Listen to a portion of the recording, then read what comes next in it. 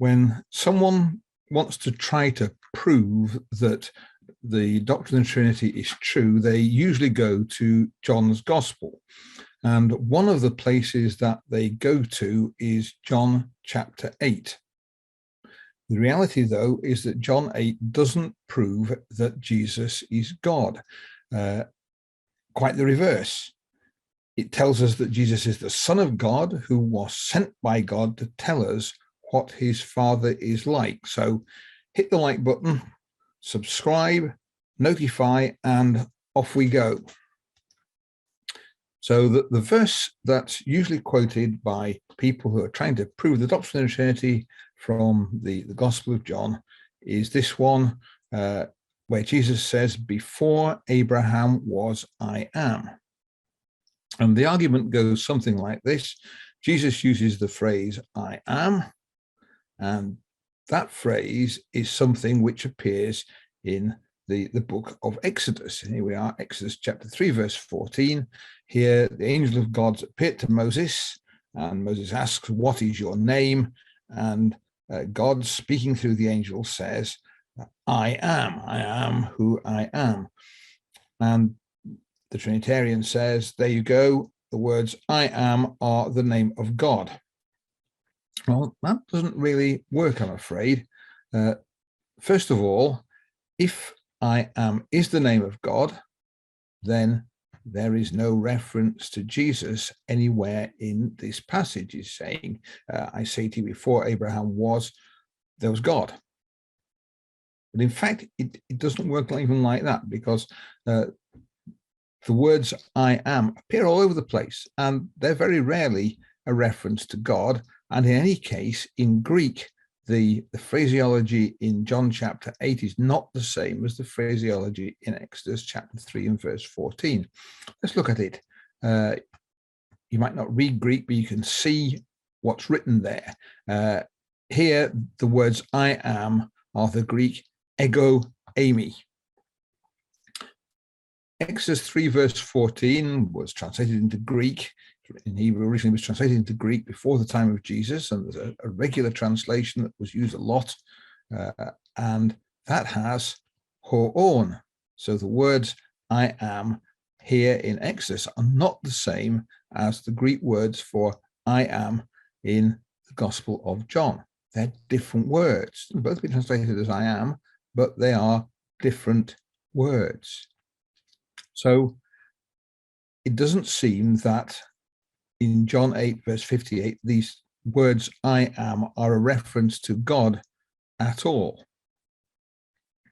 And that's not the only problem, because there's a translation problem in these phrases before and was. And grammar looks slightly strange anyway. Before Abraham was, I am. Why not before Abraham was, I was? Again, look at it in Greek. Prin Abraham genesthai ego eimi. Let's look for other constructions like that so we can get an idea of what it means. The word before then is prin and this genesthai, so it's looking for a prin genesthai construction. There it is. You can see same word there and there, and the same word here and here. What does that say? Well, that's translated quite correctly as, now I have told you before it takes place. What this is saying here is before Abraham takes place, before Abraham comes into existence, I am. And what it's saying, it's something that's a common theme in the Gospel of John. Jesus is going to return and raise the dead. And that's when Abraham will live again. What Jesus is saying, before Abraham comes again, before he takes place, before he comes back into existence, I am there. And Jesus will be the person who raises the dead on the day of judgment. And he's talking about that. It's nothing to do particularly with the status of Jesus. So, have I made a clear case there that the passage doesn't show that Jesus is God? Let me know in the comment section below. Now let's go on and see what John chapter 8 does talk about. So John chapter 8 has a few themes that appear several times. Here is one of them, as right towards the end of the chapter, verse 42. God were your father, says Jesus, you would love me, for I came from God and I am here.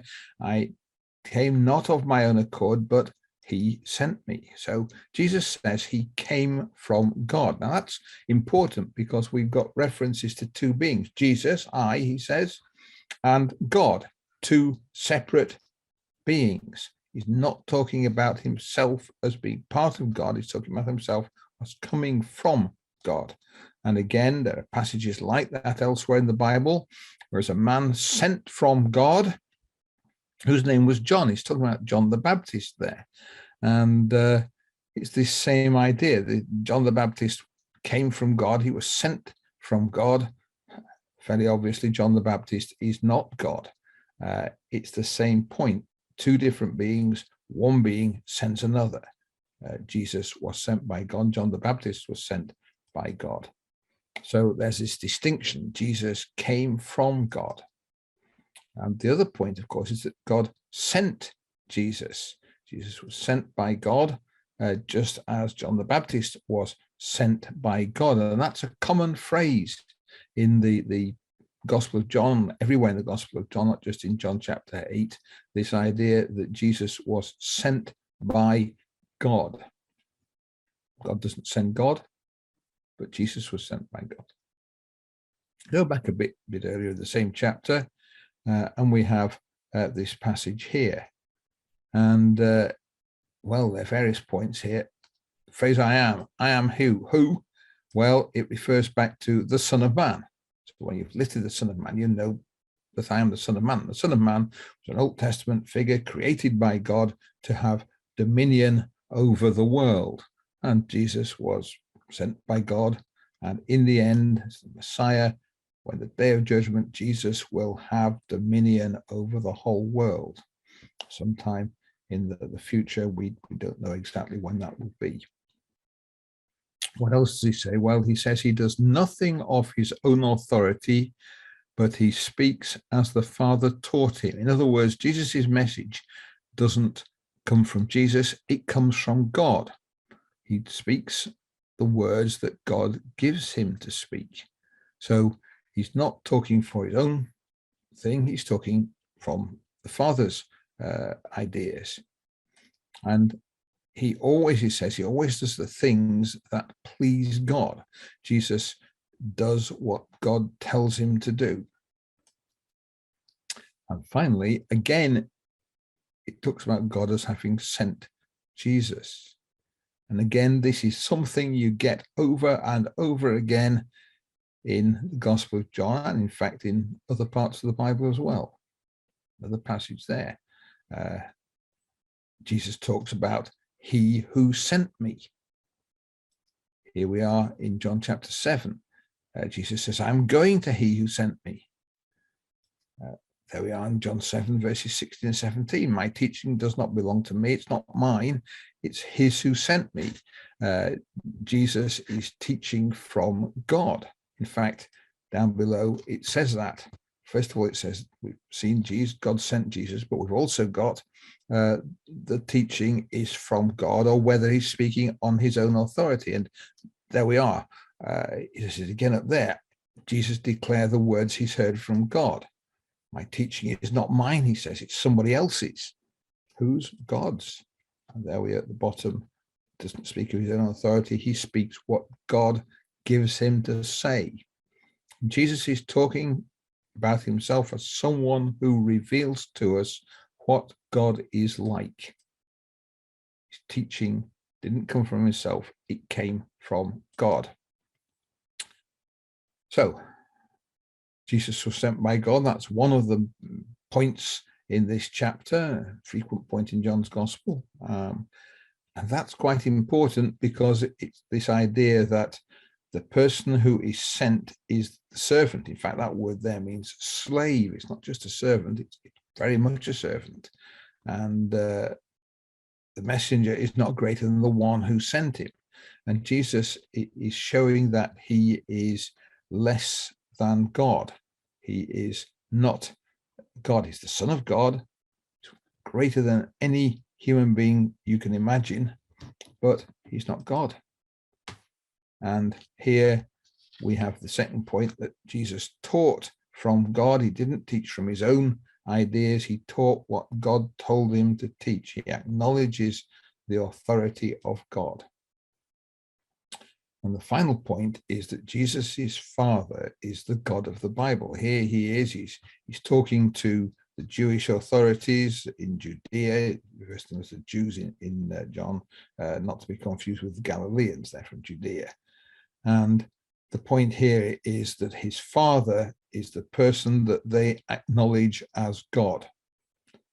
So Jesus' Father is the God of the Bible. Jesus is distinguishing himself from that God. And Jesus says he knows God. Again, it's an interesting thing for him to say if he is God, doesn't it? A place where he should be saying, I am God, but he isn't. He's saying, I know God, and God glorifies me. God is my Father, says Jesus. He's not saying he's God, he's saying God is his Father. So let's summarize what we've seen. First of all, the Gospel of John in general, and John 8 in particular, don't contain passages which would support the idea that Jesus is God. There are places people try to make the Gospel say that, but in fact, it doesn't do it.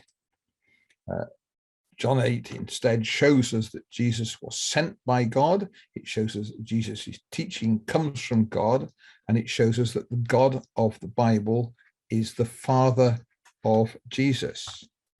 And the third point is that that is not compatible with the idea that Jesus is God. So John 8 is telling us that Jesus is not God. So it's not a chapter you can use to show that Jesus is God. On the opposite point, it shows that Jesus is not God. This video is part of the Gospel Online channel. We produce videos on the meaning of the gospel and why you can believe it. Those are the two areas it looks at. If you found this video interesting, then why not look out for other videos on this channel? You could subscribe to the channel for easy access. You hit the notify button, then YouTube will tell you when our next video appears. We've also got a website that contains a considerable amount of useful material on the gospel, and it's worth a view.